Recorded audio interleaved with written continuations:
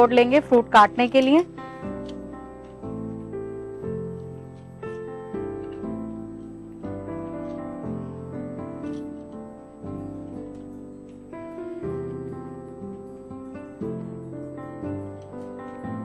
केले को छीलकर हमें छोटे छोटे पीस काटने हैं।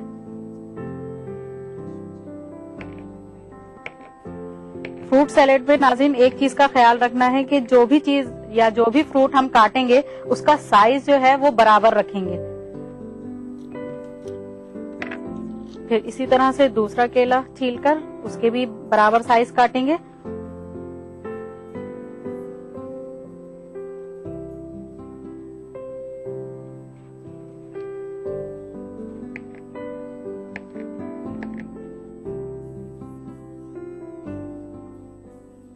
फिर पपीता लेंगे,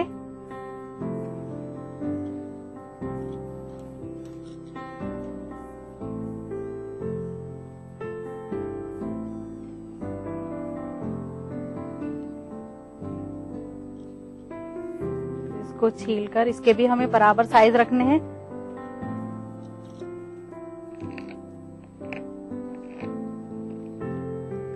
नाज़रीन फ्रूट जो है हमारी सेहत के लिए बहुत अच्छी ग़िज़ा साबित होते हैं, लेकिन बहुत से लोग फ्रूट खाना पसंद नहीं करते, वो बचते हैं, खास तौर से बच्चे बचते हैं। तो उनके लिए अगर हम सैलेड बनाकर रखें तो वो आसानी से इसको खाते हैं।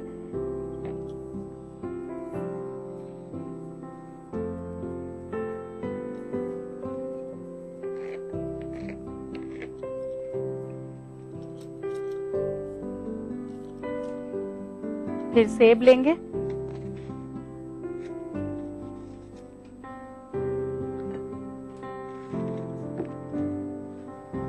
इसके बीज निकालकर छिलका हटाना है।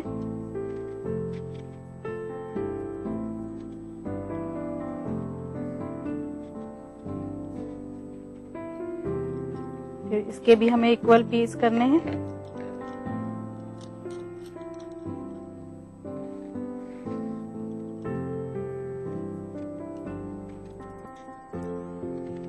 नाज़रीन सेब के लिए कहते हैं कि अगर एक सेब डेली खाया जाए तो वो इंसान कभी डॉक्टर के पास नहीं जाता है। तो आज से आप भी एक सेब डेली खाना शुरू कर दें।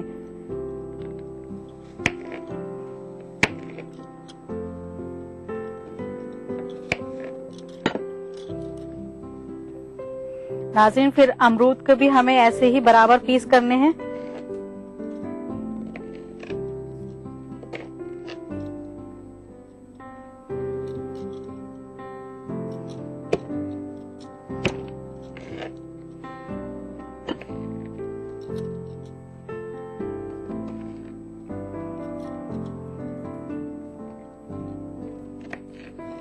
नाज़रीन अमरूद एक बहुत अच्छा फ्रूट है क्योंकि ये हाजमा करता है, और दूसरा अगर किसी को खांसी है तो आप इसको सेक कर नमक के साथ खाएं तो आपकी खांसी बिल्कुल ठीक हो जाएगी। इसके बाद फिर हम लेंगे अनानास जो कटिंग हुआ हुआ है।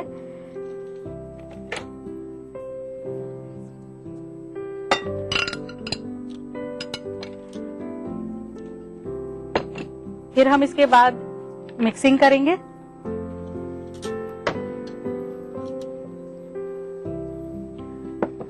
मिक्सिंग करने के लिए हमें चाहिए क्रीम,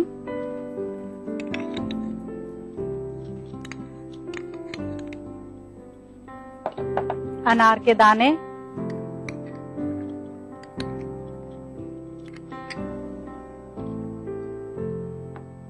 शहद,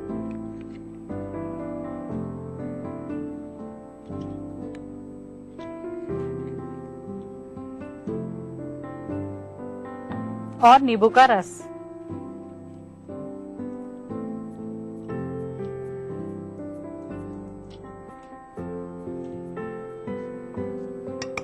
ये सारे फ्रूट्स को मिक्स करेंगे।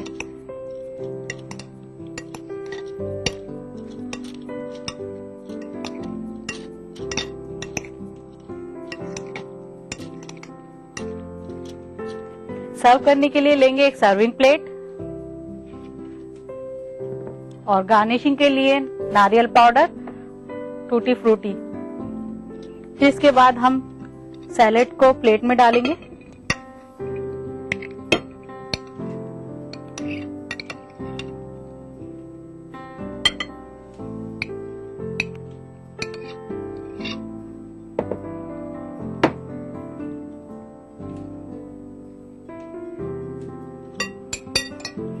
फिर गार्निश करेंगे।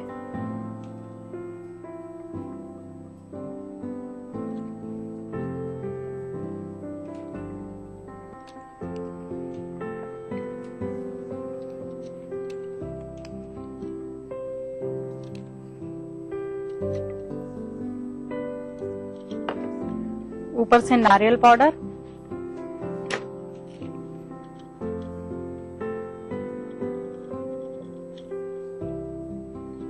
इसको पूरा कवर करना है।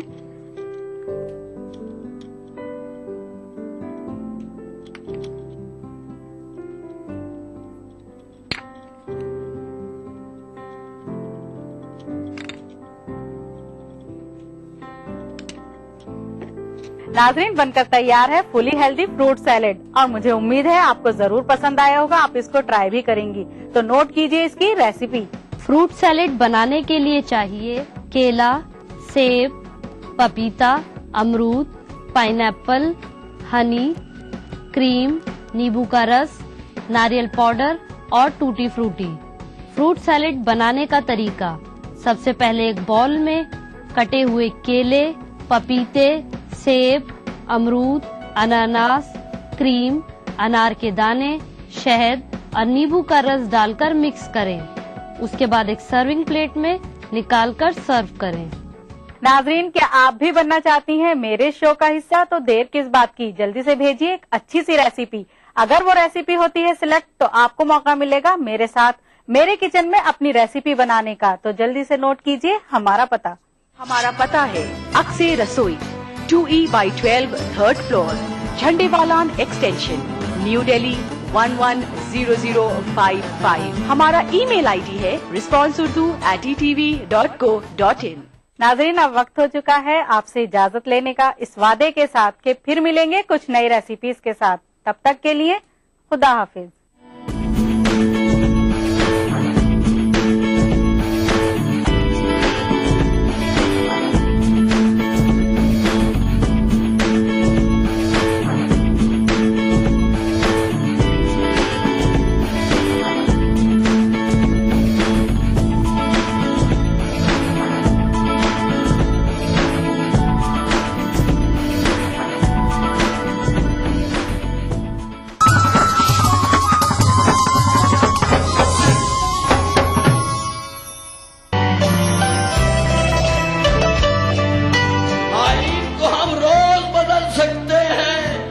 अखलाक में तरमीम नहीं हो सकती।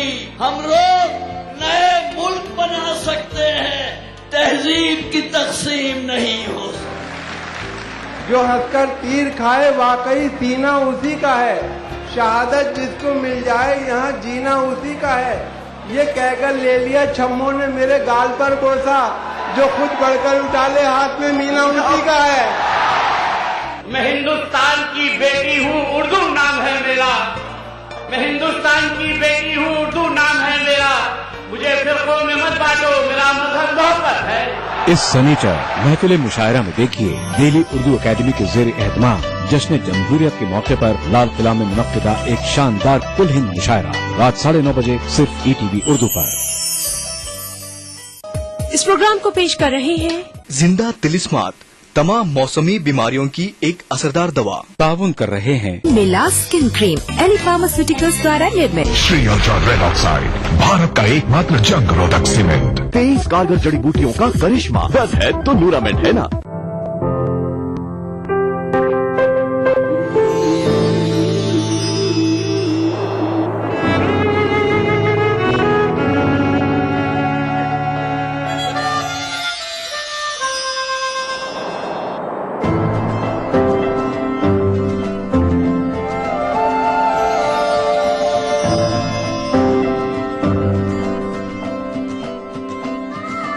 नए एहसासों से जुड़े नए रिश्ते बिखेरेंगे रंग। जिंदगी लाइव सीजन 5 इतवार दोपहर 12 बजे और शनिचर दोपहर 12:30 बजे। मजहब की न सूबों की न फिरकों की फकत वल्लाह के हर दिल की ज़बान है उर्दू। न दिए का है न हवा का है, यहाँ जो भी कुछ है खुदा का है। यहाँ ऐसा कोई दिया नहीं जो जला हो और वो बुझाना। सुना है रब्त है उसको खराब हालों से तो अपने आप को बर्बाद करके देख। बहुत अच्छा है, वाह वाह। दिल से अपनाया न उसने, गैर भी समझा नहीं, ये भी एक रिश्ता है जिसमें कोई भी रिश्ता नहीं। बरसों की रस्मों राह थी, एक रोज उसने तोड़ दी, होशियार हम भी कम नहीं, उम्मीद हमने छोड़ दी। वाह वाह वाह वाह। मयारी शेरो अदब और उर्दू जबान के फरोग की जानिब ईटीवी उर्दू की एक और पहल। देखिए प्रोग्राम अंदाज़े बयां हर पीर का जुमेरात दोपहर 2:30 बजे सिर्फ ईटीवी उर्दू पर।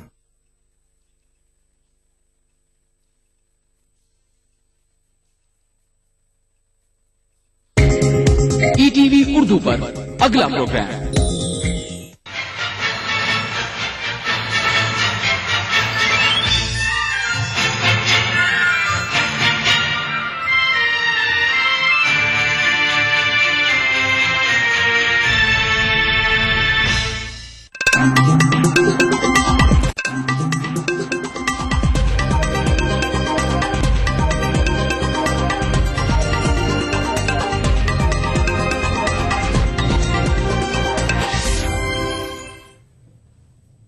नाज़रीन आदाब, ईटीवी उर्दू न्यूज में आपका खैर मकदम है। आप देख रहे हैं खबरनामा, मैं हूं सैयद अहमद जिलानी। पहले नजर सुर्खियों पर।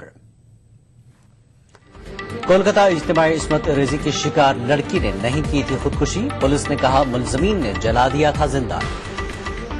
महाराष्ट्र में मुसाफिरों से भरी बस गहरी खाई में गिरी, मुतादिद अफराद के हलाक होने का अंदेशा। दिल्ली असेंबली में केजरीवाल हुकूमत का इम्तिहान, कांग्रेस ने तायद का दिलाया यकीन। गैर सब्सिडी वाला एलपीजी सिलेंडर हुआ महंगा, सियासी जमातों की सख्त नुक्ताचीनी। और गद्दारी मुकदमे में मुशर्रफ की आज अदालत में हाजिरी जरूरी, अदालत में पेश न होने पर दिया जा सकता है गिरफ्तारी का हुक्म।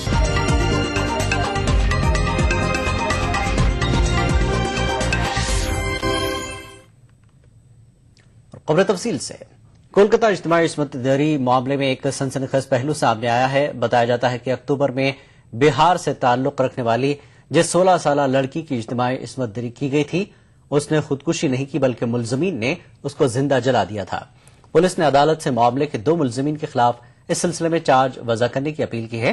पुलिस का दावा है कि मुतासरा के केस वापस लेने से इनकार के बाद मुलजमीन ने उस पर मिट्टी का तेल छिड़क कर आग लगा दी थी। मुतासरा लड़की के मकान मालिकान रतनसल और मुंतासल पर अब इस्मत दरी के साथ साथ कत्ल का भी इल्जाम है। इससे पहले उन पर लड़की को धमकाने और गैर कानूनी तौर से कैद करने का इल्जाम था। दोनों को गुज़श्ता 24 दिसंबर को गिरफ्तार किया गया था। इस बीच बिहार के वज़ीर आला नीतीश कुमार ने मुतासरा के अहल खाना को 1 लाख रुपए मदद देने का ऐलान किया है। सीपीआईएम की लीडर वृंदा करात ने मध्यम ग्राम इज्तिमाई इस्मत रेजी मामले पर मगरबी बंगाल हुकूमत के रूल पर तनकीद की। कौमी खवातीन कमीशन की चेयरपर्सन ममता शर्मा ने कहा कि हुकूमत को इस मामले को संजीदगी से लेना चाहिए और कसूरवारों को कैफर किरदार तक पहुंचाना चाहिए। भयानक घटना और एक करोड़ घटना जो घटी है,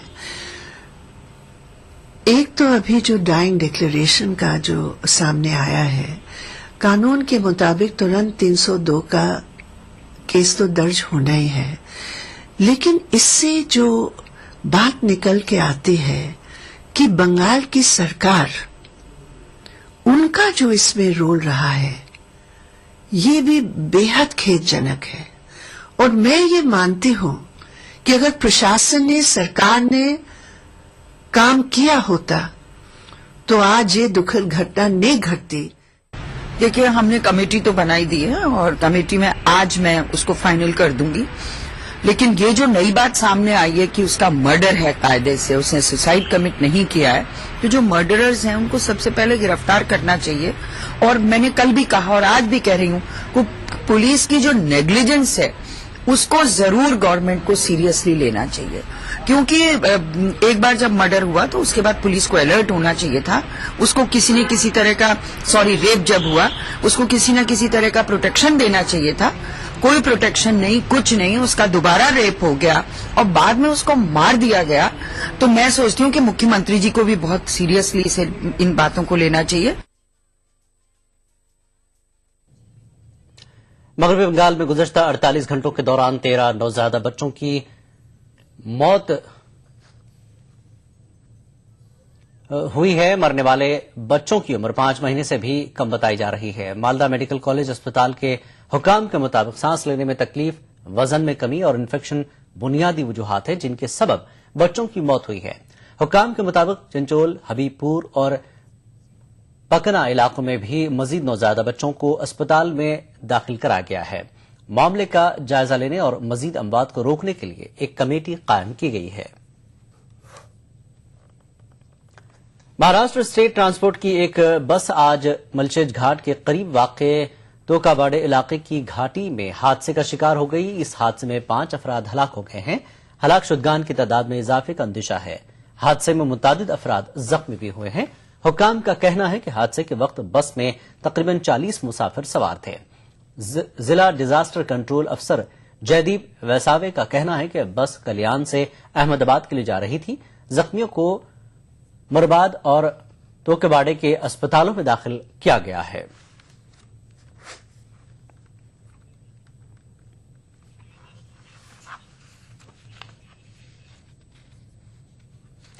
और दिल्ली में असेंबली इजलास का आज दूसरा दिन है। आम आदमी पार्टी हुकूमत आज उसका इम्तिहान उन्हें असेंबली में एतमाद का वोट हासिल करने की कोशिश करेगी। इजलास से थोड़ी देर पहले असेंबली में मनीष सिसोदिया के चैम्बर में आम आदमी पार्टी की मीटिंग मुनक्किद हुई।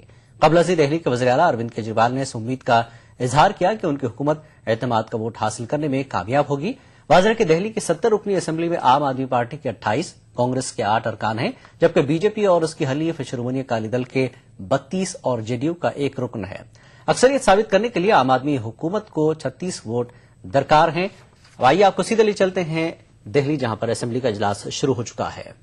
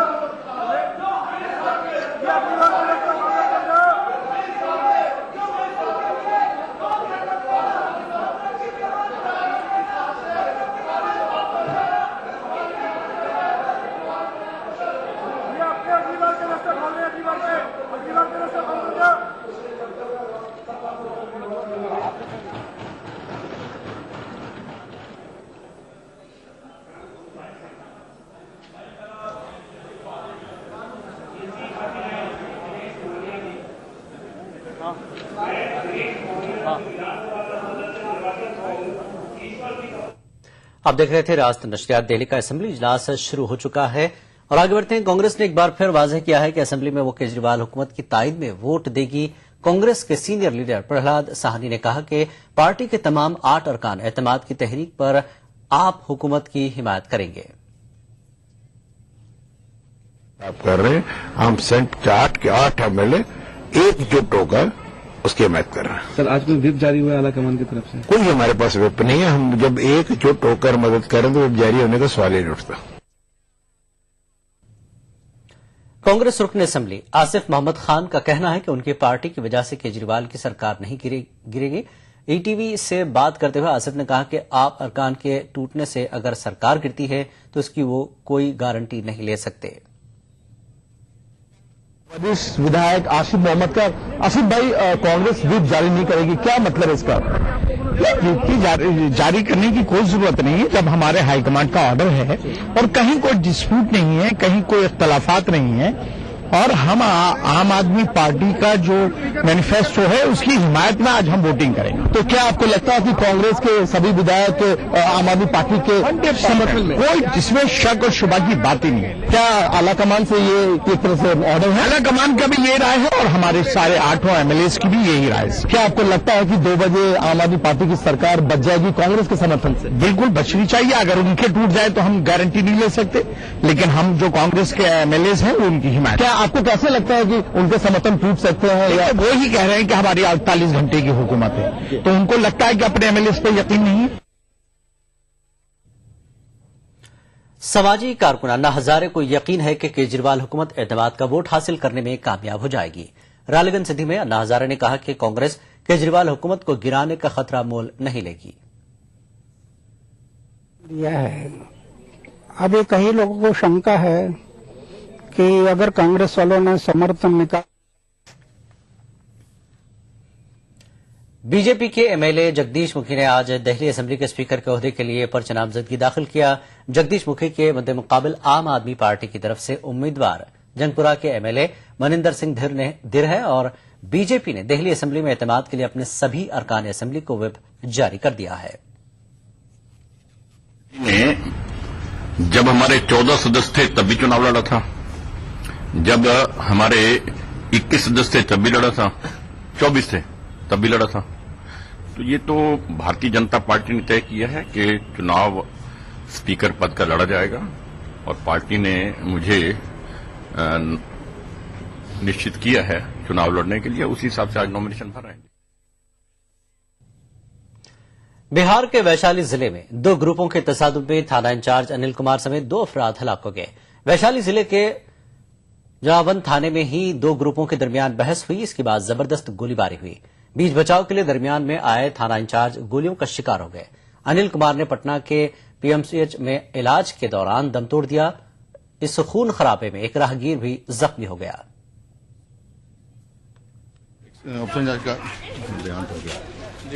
क्या हुआ अफसर इंचार्ज? गोली लगी थी। अच्छा, एक्सपायर हो गए हैं वो। देख रहे हैं हम लोग, कार्रवाई कर रहे हैं। और कितने लोग घायल हैं उसमें? बस एक आदमी घायल है। उनकी स्थिति कैसी है?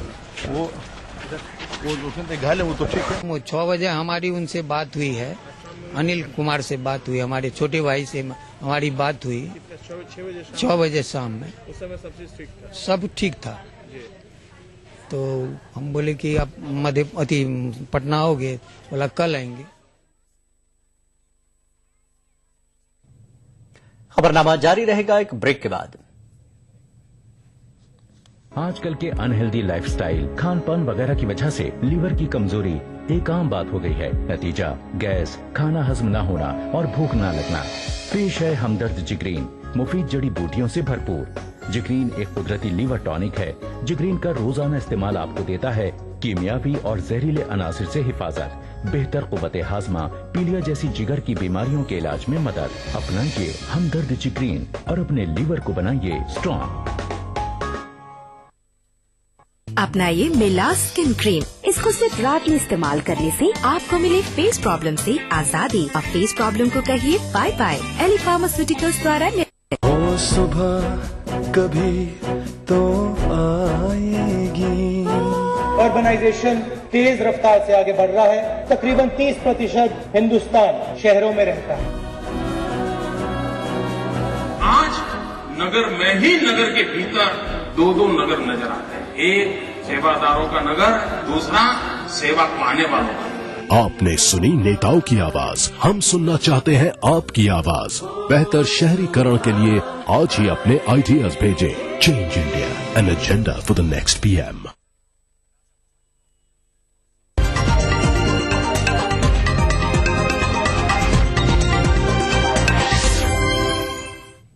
खबरनामे में एक बार फिर आपका खैर मकदम है। दिल्ली में पकवान गैस के सार्फिन को अब गैर सब्सिडी वाले सिलेंडर के लिए ज्यादा कीमत अदा करना पड़ेगी। गैर सब्सिडी वाले LPG सिलेंडर के दाम में 220 रुपए का इजाफा कर दिया गया है। 14.2 किलोग्राम वजन के LPG सिलेंडर के लिए अब सार्फिन को 1021 की जगह 1241 रुपए अदा करने होंगे। हुकूमत की जानिब से सार्फिन को 9 LPG सिलेंडरों पर सब्सिडी मिलती है, लेकिन इसके बाद उन्हें गैर सब्सिडी वाला सिलेंडर हासिल करना होता है। मुंबई में गैर सब्सिडी वाले सिलेंडर का दाम 1264 रुपये 50 पैसे में दस्तयाब होगा।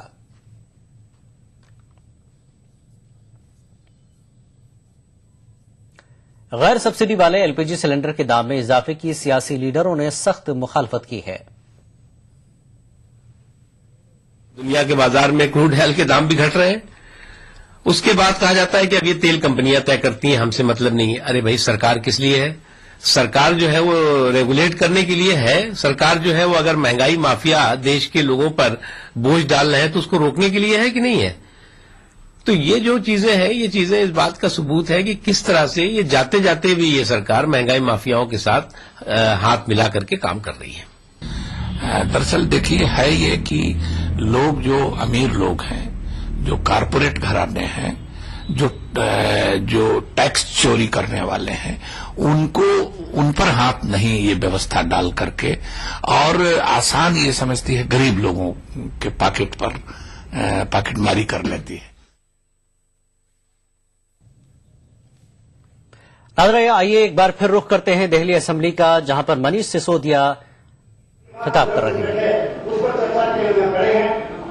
हमें दिल्ली की जनता ने 28 सीटें दी आम आदमी पार्टी को, हमें पूर्ण बहुमत नहीं प्राप्त हुआ, लेकिन हमारी नैतिक जिम्मेदारी हमारे सामने है। ऐसे में जब प्रमुख सबसे बड़ी पार्टी के रूप में उभरी पार्टी ने जब ये फैसला किया कि वो सरकार नहीं बनाएंगे, तो दूसरे नंबर की पार्टी होने के नाते ये नैतिक जिम्मेदारी हमारे ऊपर आई कि दिल्ली की जनता को इन मुद्दों पर, इन तमाम मुद्दों पर जिनका मैंने जिक्र किया, उन पर एक सरकार बना के तमाम मुद्दों पर काम किया जाए कि नहीं किया जाए। इसलिए हम यहाँ खड़े हैं अध्यक्ष महोदय, और हमने जनता से पूछा, सरकार बनाने से पहले हमने जनता से पूछा कि हमारे पास बहुमत नहीं है, संख्या बल नहीं है, लेकिन एक नैतिक जिम्मेदारी के तहत क्या आपको सरकार बनानी चाहिए। हमने दिल्ली के कोने कोने में जाकर जनता से पूछा, और दिल्ली की जनता ने बड़े खुलेपन से हमें हमारी तमाम सभाओं में आदेश दिया कि जाइए, संख्या बल में कमजोर होने के बावजूद आपको सरकार बनानी चाहिए, क्योंकि सदन में लोग बैठे हैं, जो हो सकता है तमाम लोग दिल्ली की जनता के प्रतिनिधि हैं, इसलिए हो सकता है तमाम लोग इन मुद्दों पर साथ लेंगे, चाहिए दिल्ली की सरकार बनानी। हम यहाँ खड़े हैं अध्यक्ष महोदय, और हम उम्मीद करते हैं आज इस सदन में जितने लोग बैठे हैं, जितने साथी माननीय साथी सदस्य बैठे हैं, वे सभी किसी पार्टी से नहीं, किसी क्षेत्र से नहीं है, बल्कि दिल्ली की जनता के प्रतिनिधि है, और दिल्ली की जनताओं की समस्याओं के लिए संवेदनशील होकर इन बुजुर्गों को समझते हुए अपना एक ऐतिहासिक फैसला देंगे। हम उस फैसले की अपेक्षा में यहाँ खड़े हैं। यहाँ पे पार्टी नहीं, यहाँ पर दिल्ली की जनता बैठी हुई है, इन प्रतिनिधियों के रूप में दिल्ली की पूरी जनता बैठी हुई है, और जो मुद्दे मैंने रखे वो किसी पार्टी के नहीं है, बल्कि दिल्ली की जनता के जीवन से जुड़े हुए अहम मुद्दे हैं। यहाँ तो 70 लोग बैठे हैं, इन मुद्दों के लिए दिल्ली की जनता ने हम सब 70 लोगों को चुनकर भेजा है, इन पर काम करने के लिए भेजा है। मैं फिर से कहना चाहूंगा अध्यक्ष महोदय, अपनी बात को समाप्त करने से पहले, कि आज दिल्ली की इस सदन पर पूरे देश की जनता की नजर है। यहाँ से जो फैसला जाएगा मुद्दों के लिए बहुत महत्वपूर्ण होगा, पूरे देश के लिए, पूरा देश देख रहा है। अगर आप देख रहे थे दिल्ली असेंबली से राज नशरियात मनीष सिसोदिया अपनी तकरीर कर रहे थे। उन्होंने उम्मीद जताई कि वहां मौजूद तमाम नुमाइंदे सरकार की मदद करेंगे, और आज जैसा कि उन्होंने कहा कि दिल्ली असेंबली पर पूरे हिंदुस्तान की निगाहें हैं। असेंबली के इजलास से पहले मनीष सिसोदिया की तकरीर के पहले बीजेपी ने एतराज किया कि आप पार्टी के लोग टोपी पहनकर असेंबली में आते हैं। आपको बता दें कि आप पार्टी के ऊपर जो लिखा है, आप पार्टी का नाम लिखा है, एतराज है बीजेपी को और टोपी ना पहने। मनीष सिसोदिया ने अपनी तकरीर से पहले टोपी भी निकाल दी थी। और आइए आगे बढ़ते हैं। दिल्ली के वज़ीर आला अरविंद केजरीवाल की रिहायशगाह पर आज डीएमआरसी के ठेका मजदूरों ने अपनी मांगों को लेकर एहतजाज किया। डीएमआरसी में सफाई और दीगर कामों के लिए ठेके पर मजदूर रखे जाते हैं। वाज़ेह है कि आम आदमी पार्टी ने अपने इंतखाबी मंशूर में कहा था कि दिल्ली में जारी ठेकेदारी खत्म की जाएगी। इन मजदूरों की मांग है कि इनको मुस्तकिल किया जाए। दिल्ली मेट्रो रेल कामगार यूनियन से हैं, और जो दिल्ली मेट्रो में काम करने वाले मजदूर हैं, सफाई कर्मचारी, टॉम ऑपरेटर और जो सिक्योरिटी गार्ड है ना टॉम, तो इनको जो है ना कॉन्ट्रैक्ट कंपनी ठेका पे काम करवा रही है, वो सरासर है ना कानून का उल्लंघन है। 1971 का जो श्रम कानून है, ठेका प्रथा उन्मूलन कानून, उसके तहत कोई भी काम जो परमानेंट नेचर का है उसको है ना कंपनी कॉन्ट्रैक्ट पे नहीं दे सकती है। और इससे पहले भी हम लोग कई बार शीला दीक्षित की सरकार के सामने भी प्रदर्शन कर चुके हैं।